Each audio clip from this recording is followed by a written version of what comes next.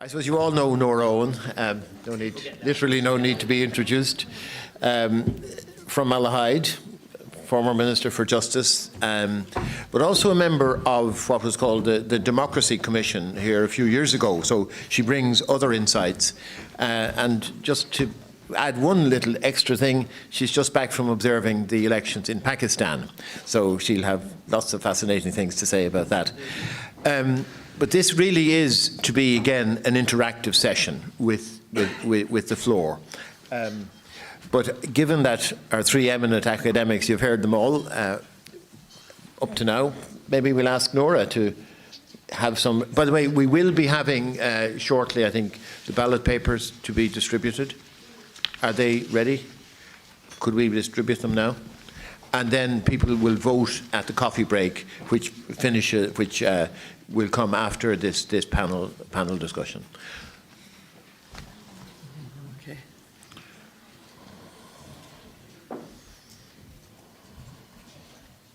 Get the ballots. Can I stay here? Oh yes. Yeah. Yeah. Oh, wait, just while they're distributing the things. Yeah. So Nora, where would you like to start in terms of your? Thank you very much, Chair, and good afternoon, former colleagues, and may I give you a warm welcome to Malahide, as I am a resident here since 1969. And please do come back again when you're finished in this convention to visit us. There's a festival on next weekend, incidentally, and you might like to join in that. I've been here most of the day, and it's been fascinating, and I've, suppose, participated in my long time in politics in many discussions such as this here today. I bear the scars and the joys of 12 elections on my back, including the electronic voting, and I was very disappointed when I wasn't invited to the actual dismantling of those machines. I had offered to be present at the funeral and the burial, but somebody decided they didn't want it. My son tried very hard to buy me one of the machines as a birthday present, but it didn't work out, and I was kind of glad in a way. But as Tom says, I am just back from Pakistan, and maybe we've heard such a lot of information here today. It might be good just for a second to share with you some experiences of there. Pakistan is a country that has about a 56% literacy level, but effectively it's probably only about 40% because they measure if you can write your name as you're literate. So when you consider that in Pakistan there were 15,629 candidates, there were 69,801 polling stations, there were 645,000 polling staff, 600,000 security personnel, and there was a great deal of both pre-election and during election violence, and still 60% of the people of the 86 million registered voters came out to vote. And shame on us when we have all the advantages we have that we're only just about hitting that kind of level as well for elections. To be a candidate in the Pakistani election, they have a very effective electoral commission, and I'll come back to that, but they set down how candidates would be scrutinised to become a candidate. So it was a public system.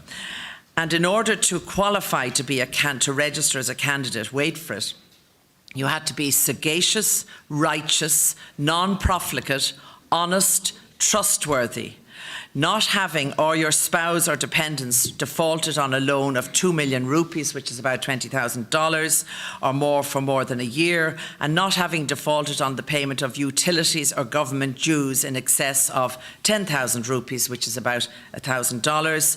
Additionally, Article 62 and 63 of the Constitution said that Muslim candidates must possess adequate knowledge of Islamic teachings, be of good character, and not be commonly known as one who violates Islamic injunctions. And then non-Muslims were required to be of good moral reputation. Now, I'm looking around at the politicians that are here. I trust you have ticked every one of those boxes in whatever form you're in. But a challenge was taken because the district returning officers who were responsible for deciding on the candidates had a kind of a fairly free hand. They shouldn't have had a free hand, but they took a free hand. And so a court case ensued by some candidates, sadly a bit late for anything to happen. And I just thought you'd like to hear some of the questions that were asked during the hearings to certify a candidate. In which situations does a bath become mandatory for married Muslims? Do you believe in honeymoons? Have you stood in front of a girls' college ever in your life? If you are dying with thirst in a desert and get a bottle of alcohol, would you drink it? Now, this obviously would be for Muslims. If in a river, a great religious scholar, your wife and son are drowning, and you can only save one, whom would you save? And especially for the women, if you win the elections, won't it disturb the lives of your husband, kids, and in-laws? Now, they were the kind of questions that were asked in order to qualify people as a candidate. And so it gives you an idea of perhaps the simplicity of our system in a lot of ways and the complexity of other systems. I, as Tom said, sat on the Democracy Commission for 2 years. This was a body made up of people of various skills. And we issued a very extensive report. And some of the recommendations in that report, I'm glad to say, have now been put in place. But there are one or two that I think have not been put in place, which I think, in the discussion about electoral reform, that really, I think, as the Kerryman says, if you want to get somewhere, I wouldn't be starting from here.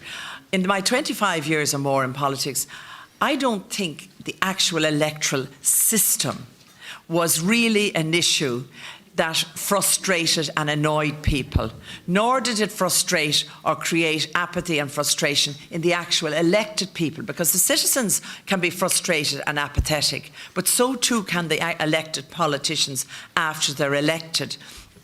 So in consideration of whether you change an electoral system, you need to look at the wider things that are creating the A word, and not the A word that I sat in the Senate chamber yesterday listening with Jerry Buttimer chairing. It's the apathy word, because that's the thing that really, deadens the whole system here. And two of the areas that were not taken up from the Democracy Commission report and have been mentioned here today is the whole education of people. We recommended that the programme that's taught in schools up to junior cert level, should be extended to leaving cert, and it should become an actual exam subject. 14 and 15-year-olds get very enthusiastic about our system. They carry on elections in their classrooms. They invite politicians to come and talk to them, full of enthusiasm. By the time they reach 18, when they can go onto the register, they've forgotten all about it and they don't go onto the register and therefore don't participate. And that seems to be, quite frankly, stupid if we want to get more people involved in the electoral system, either at a citizenship level or at an elected level. And I really do think that that's a recommendation that needs to be taken up. The second recommendation we made, and I know in 2008, Richard Sinnott and others prepared a report for the then government on the setting up of an electoral commission. I saw the electoral commission working in a country like Pakistan, where the laws had been changed so that the selection of the people on it were open and independent. The government did not have the say as to who would be there. The opposition and the government parties decided on who would chair that and who the other four commissioners would be. And that commission is charged with all the aspects of election, between, during and after an election. And our difficulty here in this country is we tend to do the old Irish solution for the Irish problem. Something is wrong, so we set up, a small group or somebody to take charge of that. So SIPO, Standards and Public Office, is set up. And then we have the county councils and they do the register, but they don't really do it in between elections. And then we have the Department of Environment doing other aspects of it. If you set up an electoral commission, you could put all these bodies together into that with all the responsibilities. And then you could have a more effective system where there'd be ongoing education, where community groups could get money for capacity building in their community, where the citizens would actually become more engaged. And really, what's missing, I think, in our system very often is the citizenship application. If something goes wrong in your area and somebody wants to build a sewage treatment plant, your citizens will rise up to say no to that. But before you get to that point, shouldn't the citizens also be engaged in why you need a sewage treatment plant in your area and why it can't be 55 miles away in somebody else's community to get rid of your sewage? And, you know, by the time the councils make the decision, then the row is, we're not having it in our place. In 1999, 67% of the people between 18 and 25 did not vote in the council elections. Now they are the 30-somethings now whose lives, families, their children are completely predicated on what their councils do around them. And yet, at a time when they could have had a say, back when they were 18 or 20, they just said, it's not for me. So, I mean, they lost the opportunity perhaps to interface with the councils then. So I think in any consideration here today of the electoral system, I think you need to set down what are the things that really drive you mad. Is it the way decisions are made? Even today you can see how difficult it is to reach a decision when you have people with a whole lot of different views. That same process exists, let me tell you, at cabinet table. And it doesn't matter whether it's a single party or a coalition. If it's a single party or coalition, there still will be differences of opinion. And somebody at the end of the day has to make that decision, having taken on board the wisdom of the whole cabinet. And that's only 15 people. Here we're talking about a much bigger group. So in reaching decisions, I think we are obliged as citizens, and I'm now a citizen as opposed to an elected politician, we're obliged to inform ourselves, and eventually if a decision is made, to hope that you can accept that decision was made with proper consultation and investment by people. I think I'll just finish by raising an issue that I know has, well, just very quickly, 1977, 75.5% of the people went out to vote. Consistently every year since then, the voting pattern has gone down. So in 2002, it was 62%, so it was 13% less. Slight blip in 2011 for various reasons, because we were in the middle of the recession and there was a real interest.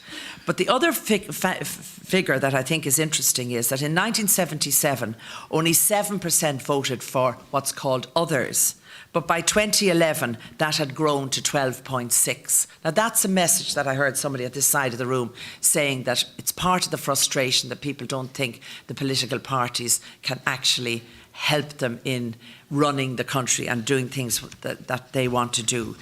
You know, we all as citizens have a responsibility. It isn't just left to the politicians. And can we examine our conscience every day and say, I didn't bother getting in touch about that. I didn't bother attending that public meeting.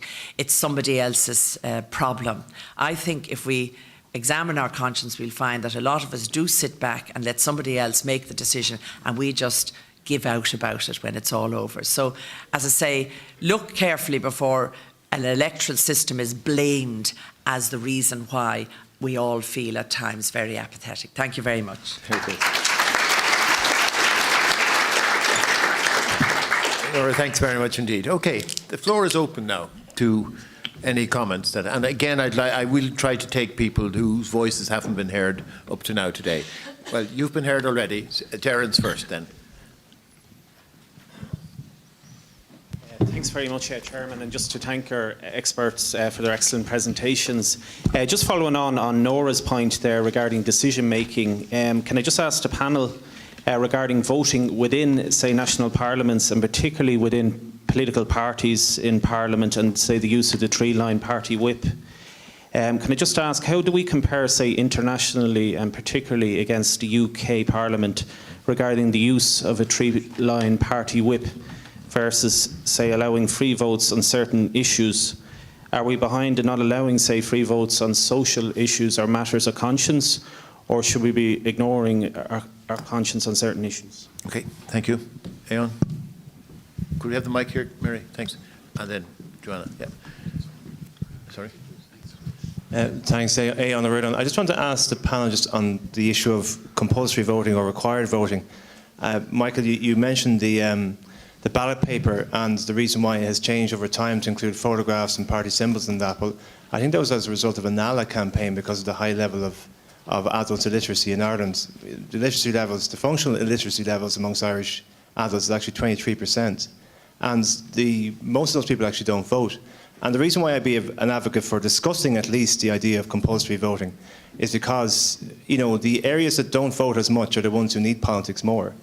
And the resources of the state tend to, over a period of time, this is my own view, graduate towards those who vote more. Older people vote more, and richer people vote more. Poorer people don't vote as much because they're disconnected from the system. They don't see the system working for them. And younger people don't. And younger people, therefore, are often ignored by the political system because they don't vote in the same numbers. And if you look at the amount of investment we put in, for example, into preschool versus into the amount of investment we put into the over 70s, it's quite remarkable. So the reason why I would be an advocate for compulsory voting and to possibly get your view on what happens in Australia and Belgium as well is to see how it works there and the reasons behind that. Was it, as I believe it was, in order to re-engage those who don't vote into voting, and also obviously to give them the opportunity to, go into the ballot box and spoil their vote if they want to, or to say none of the above. They have a right not to vote for anybody, but they still have to take part in the process. Thanks. Thanks. I'm going to take a couple more. There's Joanna and then Michelle and then Sorka. Okay. Thank you. I just wanted to raise the issue of the tables presented by Adrian. And I have a question arising out of it, but one of the things that strikes me is that if we had the mixed member system, which is often the alternative that's proposed by people, 17 TDs that were elected to the current Dáil would not have been elected. So basically, the Socialist Party, which won 2 seats, would have won no seats. The People Before Profit, which won 2 seats, would have won no seats. Instead of 13 independents, there would have been 11 independents. And so basically smaller parties and independents will be wiped out under the mixed members system according to this analysis, and I think that's a very important point. But the other point, which is not in this paper, which I think is very important, was made by Professor Michael Laver to the All-Party Committee on the Constitution a few years back, and he went and he did a similar kind of exercise in relation to the 2002 election. And what he found was, in a mixed member seat system at the time, Fianna Fáil, as the biggest party, would have cleaned up all the constituency seats so that the Labour Party and Sinn Féin, even though Sinn Féin appears to come out of this quite well, they would not win constituency seats. They would be making up the difference through list seats. And in that regard, in Wales, when they surveyed voters in 2004 as part of an electoral commission which recommended bringing in our system, they found that the voters looked down on the MPs that were elected through the list system. They thought the real MPs were the ones elected from constituencies. So, I suppose I would like to get the breakdown. I think if Adrian could give us a breakdown, how many seats would Labour or Sinn Féin have got in constituencies and how many on the list? Okay, I'm not sure that Adrian may be gone, but anyway, Michelle and then Sorka, and then we go back to the panel. Yeah, thank you, Chairman, and also for the very informative discussion we're having here. Just obviously coming from the perspective that we're having this discussion to see how we can make better, if possible, our political system and make it more representative and improve it in whatever way we can. I see already that we have a problem from my point of view, and it's there's a lady up here and she made reference to the fact that we're going to be 8 TDs less the next time round, and she argued for more, but that's not where I'm coming from. The way I see it is that of those 8 TDs, 5 of those are going to be from the Western Seaboard. So what we see then is that actually the west of the country, or the more rural areas, are the areas that are predominantly losing representation. Couple that with the fact that those areas, many of them, and in the case of my own county, which is Mayo, we're losing councils, we're losing councillors, and then you see in the cities and the major areas of population, there is an increase in the number of councillors. So I see that there's going to be less democratic representation in the rural areas. And considering they have, there's a big geography involved, they have a particular identity, and I think that what I'm putting forward is recognised in other jurisdictions, and I think maybe the UK is one. It was pointed out to me before that, for example, an MP in London might have a lot more constituents than maybe one in the Hebrides, recognising that the Hebrides is a lot different, and so on. But also too, and it's not just theoretical, I think down through the years, a feature of debate has always been balanced regional development. And the reason that is the case is that it has been traditionally the situation that the areas I'm referring to along the western seaboard have not benefited from the same investment from an infrastructural point of view, whether it's roads, whether it's our national transmission electricity grids and so on. So therefore, we have people who are going to have less councillors, less TDs, we have a massive geographical spread and unique issues and concerns, as there are in cities, but cities are better serviced in many ways. So I just see that there's a lessening of the democratic representation in these areas, which I don't think is the right way forward. I would like to see maybe us follow in the vein of jurisdictions that recognise the nuances and the needs of areas, because the problem with balanced regional development has not gone away. And if I just say it, and it's not about, the West, God help us around, it's nothing like that. We've got resources that we want to work with, but they need infrastructural investment, etc., and that requires political representation. And my concern is that it's going the wrong direction, and that needs to be addressed in terms of how we conduct our electoral system and the amount of constituents required per TD. Okay, thanks very much. And also considering we're looking at abolishing the Seanad, so Okay. thank you. Zorka, and then we're going to go to the panel, and then we'll come back to the next round of comments. Zorka O'Neill. Normally I wouldn't be in favour of as a nanny state, as it was put earlier on, but I do believe the compulsory voting would solve a number of problems, one of which Nora pointed out, the voter apathy. I think that compulsory voting would force both the state and society to look at our political system more closely than it's already looking at it. I think it would encourage greater participation on a civic level as well. I think it would also encourage, you'd get that more difference of a mix for upcoming TDs or local councillors. I think on those three fronts, it would be a positive thing for compulsory voting. The huge downside to that is that with most things that are compulsory, there's a penalty clause if you don't comply. And I believe there is a huge proportion in our prison systems today, people that are, the highest proportion of people in prison today are due to non-payment of fees due to TV license, not paying your TV license, or traffic fines, things like that. So, and that our prison system is already well overburdened as it is. So making it compulsory by penalty of fee or fine or imprisonment would already could create a further problem on our prison system. So, okay. All right. Thank you. It would be a novel thing that we send people to jail for not voting. But anyway, Michael, we'll go across the. You may, whatever it is you want to address. We've had a good. Yeah, I'm coming to you, Charlie, and David as well. But let's take comments here first before we forget. Okay. Well, I'll pick and choose which ones I deal with then. And one issue was whether there should be more TDs per head of population in some parts of the country than others, and that does happen in some countries, as was mentioned. An MP in the UK representing the Western Isles would represent far fewer people than an MP in many other parts of Britain. The Constitution here doesn't allow that. In fact, Fianna Fáil, as some people might vaguely remember from 50 years ago, did try and bring in a scheme of constituencies in the early 1960s under which some areas would have had more TDs per head of population than others, and that was struck down by the Supreme Court, and there now has to be the same ratio right across the country. And the defence of that really is that, firstly, that everyone's vote should be equal. You shouldn't have fewer TDs or less representation simply because you live in an urban area than in a rural area. And in addition to that, in all countries, including this country, political voting patterns tend to be different in urban areas than rural ones.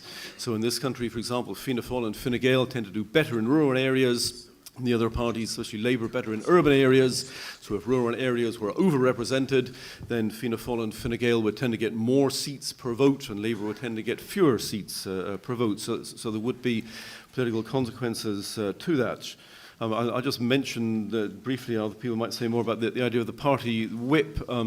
I'm not that familiar with how often it's waived, but it has to be said that the party whip and the idea of MPs of parties voting en bloc on every issue, that is the norm throughout Europe. There are some people who say it's very unusual in Ireland, and in other countries, MPs, that it's up to MPs' conscience as to which way to vote on particular issues.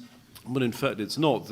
The solidarity of political party voting right across Europe is extremely high, regardless of the electoral system. In the Netherlands, for example, there's a provision in the constitution that says that every MP votes according to their conscience. No other body can direct them in how to vote, from which you might imagine that MPs pick and choose, and there's a free vote on every issue. But there isn't. It's right at the other extreme that when they hold votes in the Dutch Parliament, the party whip says we're in favour of it. And if that party has 36 seats, that's 36 votes in favour of the motion. Individual MPs don't even get to vote as individuals.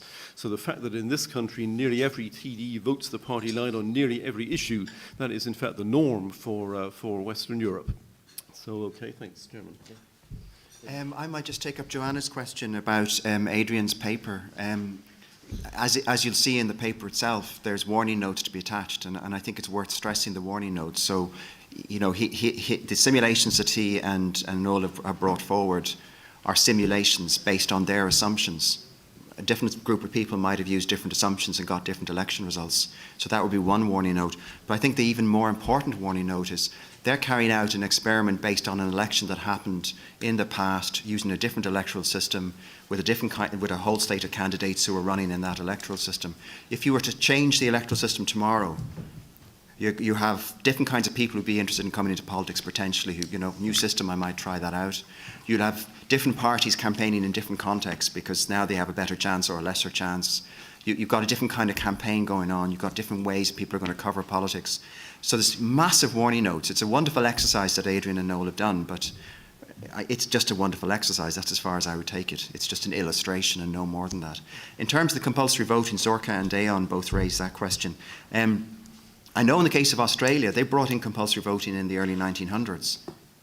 And that's for me is a telling point, that if you actually look at the few countries among the established democracies that have it, that still have it, and if you look at the other countries that have adopted it, they're all new democracies.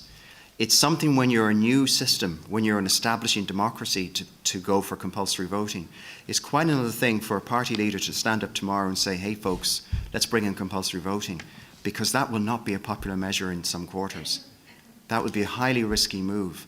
There are a lot of people in this room who may be very enthusiastic about going out to vote, but there's a whole lot of other people who would actually be deeply offended by the state forcing them to vote.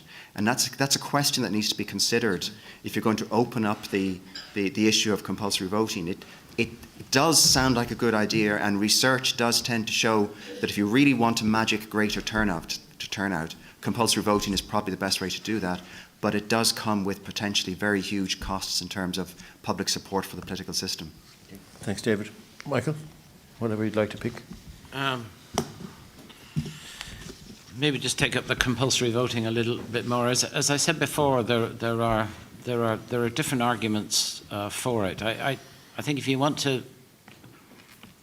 you see turnout in itself as really important, well, clearly compulsory voting delivers you turnout. But I think you have to ask, well, why do we want turnout to be high? Do we want turnout to be high because that means that citizens get involved? Well, just because they have to vote doesn't mean that they'll get involved. Doesn't mean that they have to know what they're doing. But we know normally that people who go along and vote in referendums, particularly those who vote no, often say, well, I didn't know what this was about, so I voted no. So they voted, they turned up, but did they really make a responsible democratic decision? That's another issue altogether. I do think there's a good case for saying, well, as I said before, for ensuring that parties do try and mobilise across society and direct programmes to all sorts of sectors of society, and they can ignore people if they don't vote. That's one of those sort of suppositions that I've never seen investigated really systematically. I did do some research once to say, well, what would happen if everybody voted? And we explored by various simulations how elections in different countries would have turned out had more people voted. And that was partly by predicting how they would have voted by reference to other people who looked the same. And what we found, for the most part, is it didn't make any difference to the results.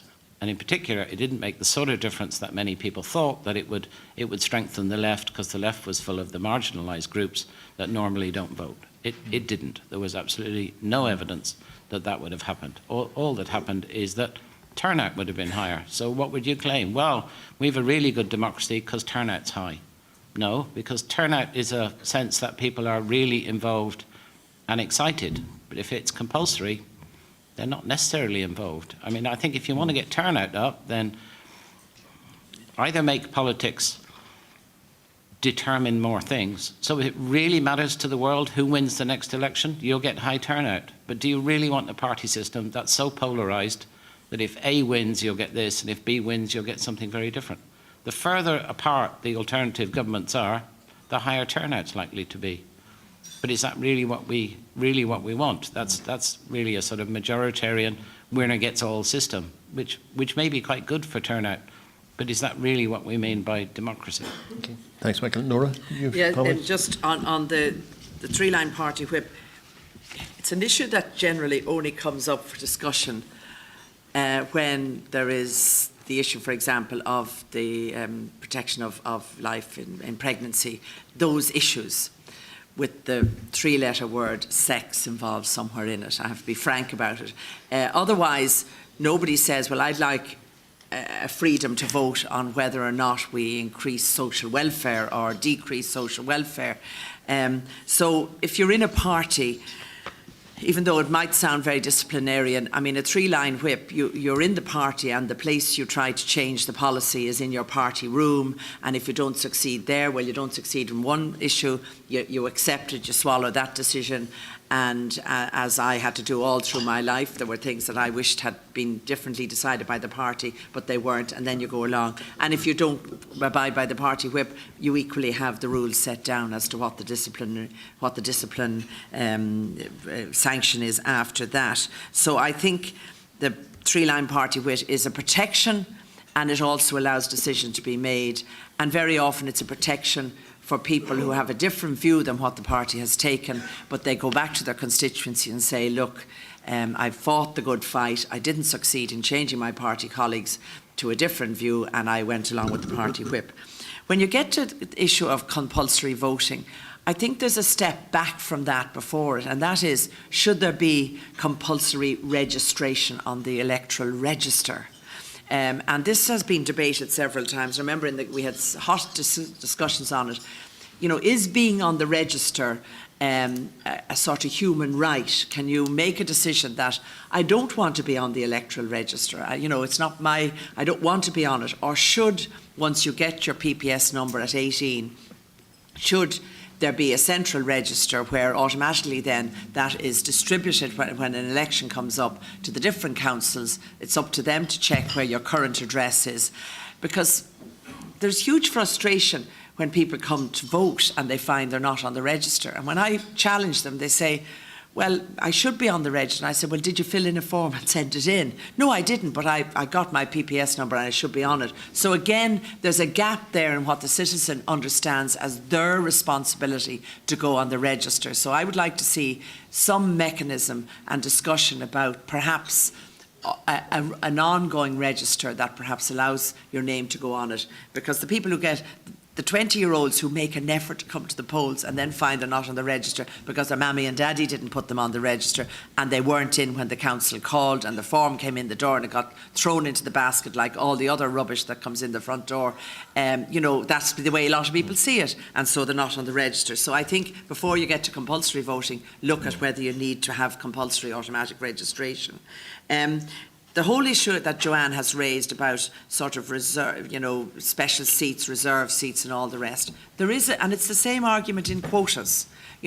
are you treated differently if you're there standing beside a colleague and you've got your seat through a more favourable methodology of getting elected? And this was actually heavily discussed in Pakistan as well, because there are 60 reserve seats for women and they had to go through a separate selection, and then depending on the percentage their party got, they got a seat. But there is still great kind of feeling that, well, they're only women in the reserve seat. There was precisely 2% of women who stood for the general seats, because the attitude of the parties was, well, you have your own little caucus over there with your 60 seats. So it just gave me another view. With regard to what Michelle is talking about, Article 16.2.4 says, the Oireachtas shall revise the constituency at least once every 12 years with due regard to changes in distribution of the population, but any alterations don't come in till after. And my reading of that is, with due regard to changes in the distribution of the population, is probably saying if there's a bigger population somewhere, you increase the seats there. It doesn't seem to imply the reverse, that if there's a reduction in the population, you increase the seats there. So there may be a constitutional problem in trying to up the number of seats in the rural area to take account of the kind of issues that Michelle has raised. And there was one point, incidentally, Sorcha, the biggest proportion of prisoners are not in our prisons because of non-payment of fines. There are quite a few people who go in for short periods of time, but rules have been changing and there are other methods. I'm afraid the biggest proportion of our people in prison are because of quite serious crimes generally. One thing I forgot to mention, and can I use it now?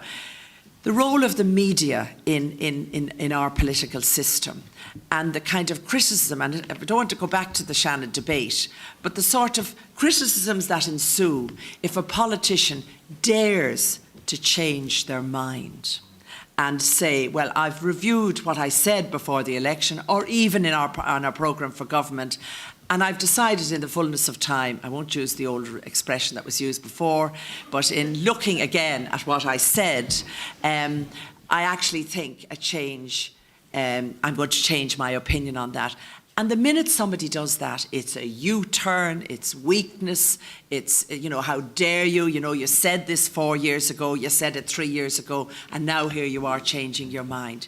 We all have the right to change our mind. And if politicians don't have the right to review something again and change their mind on what they're doing, particularly the people who are charged with making the decisions, then we're all in a bad way, because, things change. I mean, even that constitutional thing that I read out, with due regard to changing circumstances, changing population. Why shouldn't politicians be able to say, I've thought about this again and I'm changing my mind, without being castigated? And I'm sending that message out to the media, because it was a problem I often felt was very difficult to handle when you were in politics, that the minute you said, well, actually, I've decided to do something different than what I said last year, you are taken as being weak. So just message to the media.